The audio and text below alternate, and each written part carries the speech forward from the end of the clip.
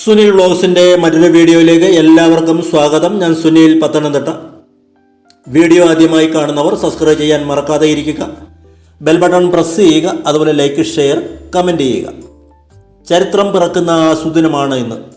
2024 June 9 ഞായറാഴ്ച വൈകിട്ട് 7:15 ആദരണീയനായ ശ്രീ നരേന്ദ്രദാസ് ദാമോദർദാസ് മോദിയുടെ നേതൃത്വത്തിൽ മൂന്നാം തവണയും ഭാരതീയ ജനതാ പാർട്ടിയുടെ നേതൃത്വത്തിലുള്ള സർക്കാർ അധികാരം ഏൽക്കുകയാണ്.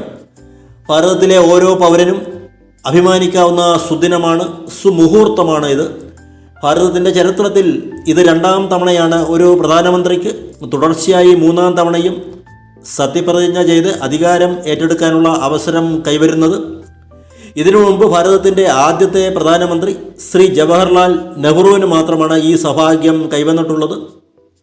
1952, 57, 62 എന്നീ വർഷങ്ങളിലെ തെരഞ്ഞെടുപ്പുകളിൽ തുടർച്ചയായി 3 തവണ ജവഹർലാൽ നെഹ്റു പ്രധാനമന്ത്രിയായി സത്യപ്രതിജ്ഞ ചെയ്ത് അധികാരമേറ്റെടുത്തിട്ടുണ്ട്.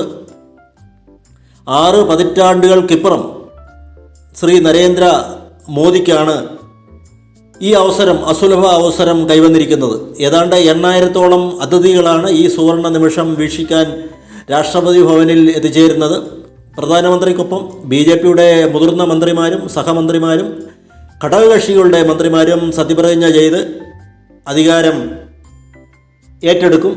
വൈകിട്ട് 6:30 രാഷ്ട്രപിതാവ് മഹാത്മാഗാന്ധിയുടെ സമാധി സ്ഥലമായ രാജ്ഘട്ടിൽ പുഷ്പങ്ങൾ അർപ്പിച്ച ശേഷം ആയിരിക്കും പ്രധാനമന്ത്രി സത്യപ്രതിജ്ഞ ചടങ്ങിന് എത്തിച്ചേരുക.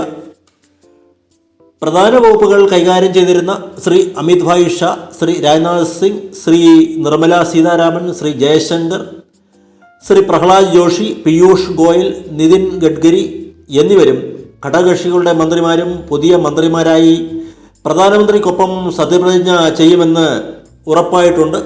കേരളത്തിൽ നിന്നും വിജയിച്ച BJPയുടെ ഏക MP ശ്രീ സുരേഷ് ഗോപി മന്ത്രിയായി സത്യപ്രതിജ്ഞ ചെയ്യുമെന്ന് ഏറെക്കുറെ തീർച്ചയാണ്. അതുപോലെ രണ്ടാം മോദി മന്ത്രിസഭയിലെ കേരളത്തിൻ്റെ പ്രതിനിധികളിൽ ഒരാളായ ശ്രീ രാജീവ് ചന്ദ്രശേഖരും മന്ത്രിസഭയിൽ ഉണ്ടാവുമെന്ന് കരുതുന്നു. ഘടകകക്ഷികളുടെ മന്ത്രിമാരുടെ എണ്ണത്തിൻ്റെ കാര്യത്തിലും ഏറെക്കുറെ ധാരണയായിട്ടുണ്ട്. 16 അംഗങ്ങളുള്ള TDPക്ക് 4 മന്ത്രിസ്ഥാനങ്ങളാണ് നൽകുക. 4 MPക്ക് 1 മന്ത്രിസ്ഥാനം എന്നാണ് കണക്കാക്കുക. 12 MPമാരുള്ള ജനതാദൾ യുണൈറ്റഡിന് 3 മന്ത്രിസ്ഥാനങ്ങൾ ലഭിച്ചേക്കും. 7 അംഗങ്ങളുള്ള ശിവസേന ഷിൻഡ വിഭാഗത്തിനും 2 മന്ത്രിസ്ഥാനം ലഭിക്കുമെന്ന് കരുതപ്പെടുന്നു.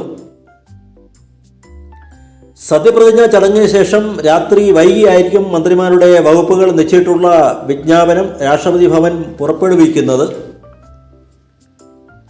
ഈ വീഡിയോ തയ്യാറാക്കുമ്പോൾ നമ്മൾ മലയാളികൾക്ക് അഭിമാനമായി കേരളത്തിലെ ഏക BJP MP ശ്രീ സുരേഷ് ഗോപി ഇന്ന് വൈകിട്ട് പ്രധാനമന്ത്രിക്കൊപ്പം കേന്ദ്രമന്ത്രിയായി സത്യപ്രതിജ്ഞ ചെയ്യും എന്ന വാർത്തയും വരുന്നുണ്ട്. രാഷ്ട്രപതി ഭവനിൽ നിന്നും ക്ഷണം കിട്ടിയ അദ്ദേഹം ഡൽഹിക്ക് തൻ്റെ കുടുംബാംഗങ്ങൾക്കൊപ്പം പുറപ്പെട്ടു കഴിഞ്ഞു. ഇതിനിടെ കേരളത്തിന് രണ്ടാമതൊരു മന്ത്രി കൂടി ലഭിക്കുന്നു എന്ന വാർത്തകളും പുറത്തു വരുന്നുണ്ട്.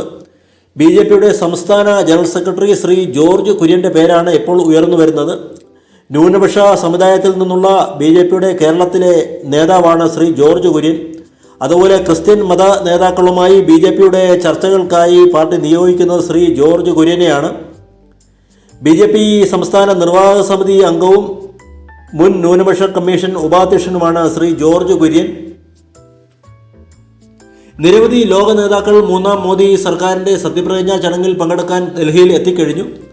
മാലദ്വീപ് president doctor Muhammad Muizzu, Seychelles vice president Ahmed Afeef, Mauritius പ്രധാനമന്ത്രി പ്രവിന്ദ് കുമാർ ജുഗ്നോത്ത്, ശ്രീലങ്കൻ പ്രസിഡന്റ് റണിൽ വിക്രമസിംഗെ, ബംഗ്ലാദേശ് പ്രധാനമന്ത്രി ഷെയ്ഖ് ഹസീന വസീദ്, നേപ്പാൾ പ്രധാനമന്ത്രി പുഷ്പകമൽ ദഹൽ പ്രചണ്ഡ എന്നിവർ ഈ ചടങ്ങിൽ പങ്കെടുക്കും.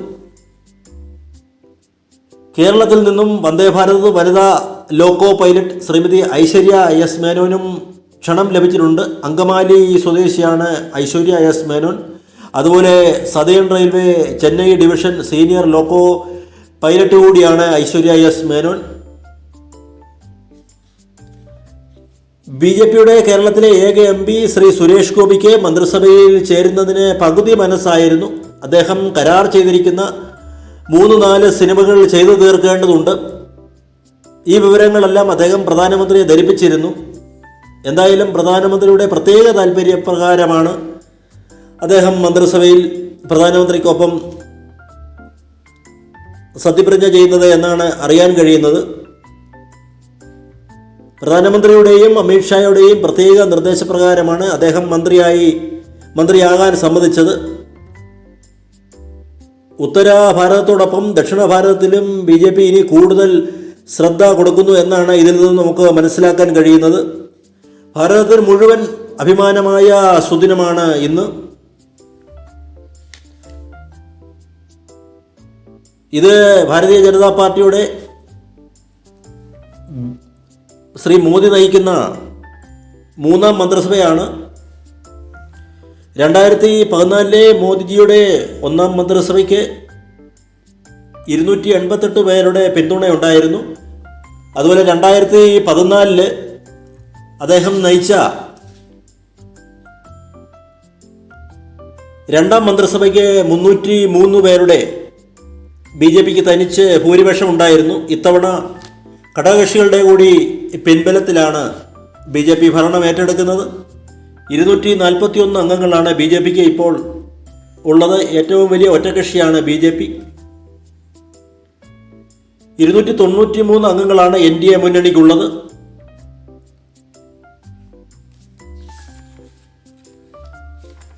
തുടർച്ചയായി 3ാം തവണയും അധികാരം ഏറ്റെടുക്കുന്ന 2ാമത്തെ പ്രധാനമന്ത്രിയാണ് ശ്രീ നരേന്ദ്ര ദാമോദർ ദാസ് മോദി.